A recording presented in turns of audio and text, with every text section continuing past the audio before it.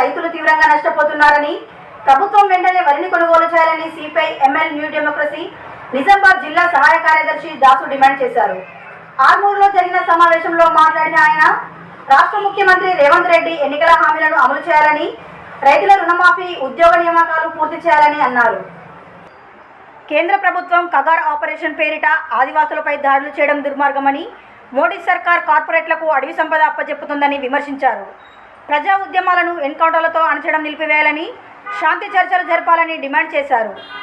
ఈ సమావేశంలో Bheemgal sub division కార్యదర్శి బాలయ్య, కారల్ మార్క్స్, పోషెట్టి, భూమేష్, గులాబ్ హుస్సేన్ తదితరులు పాల్గొన్నారు. వాస్తవానికి గిరిజన ప్రాంతాలు, లంబాడి తండాలు మొత్తం ఈ ప్రాంతంలో, అడవి ప్రాంతంలో విలువైనటువంటి ఖనిజ సంపద ఉంది, గనులు ఉన్నాయి, ప్రకృతి సంపద ఉంది. ఈ సంపద మొత్తం అంబానీ ఆదాయాలు లాంటి కార్పొరేట్ అధిపత కట్టిపెట్టేటువంటి కుట్రలో భాగంగా మొత్తం గిరిజన ప్రాంతాలను మొత్తం భయకంపితం చేసే విధంగా కుట్ర చేస్తున్నారు తప్ప ఇంకోటి కాదు. నిజంగా దేశం మీద ప్రేమ ఉంటే, ప్రజల మీద ప్రేమ ఉంటే ఆ సంపదను ప్రజలకు చెందేటట్టు చూడాలి. కానీ ఈ పెట్టుబడిదారులకు, కార్పొరేట్లకు చెందేటట్టు చేయడం దుర్మార్గం.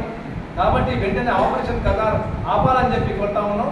దేశంలో శాంతి కావాలంటే దేశంలో ఉన్నటువంటి భూమి సమస్య కానీ, నిరుద్యోగ సమస్య కానీ, వైద్య రంగ సమస్య కానీ, వివక్షత కానీ వీటన్ని పరిష్కరించాలి.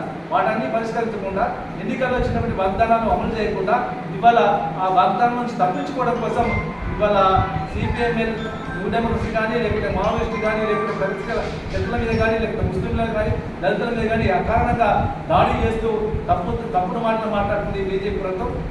కాబట్టి ఈ దుర్మార్గాన్ని ఆపాలి, ఈ ఆపరేషన్ కగార్ ఆపాలి అని చెప్పి డిమాండ్ చేస్తున్నాం. లేకపోతే ప్రజల యొక్క కోపానికి ఈ ప్రభుత్వం బలికాక తప్పదని చెప్పి న్యూ డెమోక్రసీగా ఈ కేంద్ర ప్రభుత్వాన్ని హెచ్చరిస్తాము.